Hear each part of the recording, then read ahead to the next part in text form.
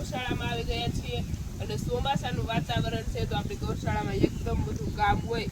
અને શું કે થોડુંક અમને હાર્ડ પડે અહીંયાથી દૂધ લઈ જવું પડે ત્યારે છે ને મને એક વાત યાદ આવે બધા લોકો ઘી માટે કોલ કરતા હોય તો એને એટલું જ કહેવાનું છે કે ચાલુ વરસાદે અમારે બધું કામ કરવું પડે ગાયને પાવી પડે નીરવી પડે એનું ટાઈમ ટુ ટાઈમ બધું કામ કરવું પડે એ વાત તો આખી અલગ જ છે પણ ગાયનું જે દૂધ હોય ને એમાં 30 લીટર દૂધે 1 કિલો ઘી બને અને 1 લીટર દૂધનો ભાવ 80 કે 60 રૂપિયા છે ગામડામાં 60 છે અને સિટીમાં 80 થી વધારે હશે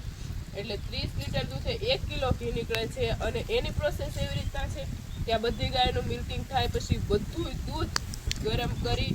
અને પછી એને મેળવવામાં આવે મેળવી અને વૈદિક રીતે એને છાશ ફેરવામાં આવે અને પછી એનું માખણ નીકળે અને પછી એકદમ ધીમા તાપથી એને ગરમ કરવામાં આવે અને આખી પ્રોસેસ આવી રીતે થાય અને શુદ્ધ ઘી એ તમને એટલું મોંઘું લાગે છે પણ તમે 2-3 હજારના પીઝા ખાઈ આવો છો એ તમને મોંઘા નથી લાગતા અને જય શ્રી કૃષ્ણ જય ગૌ માતા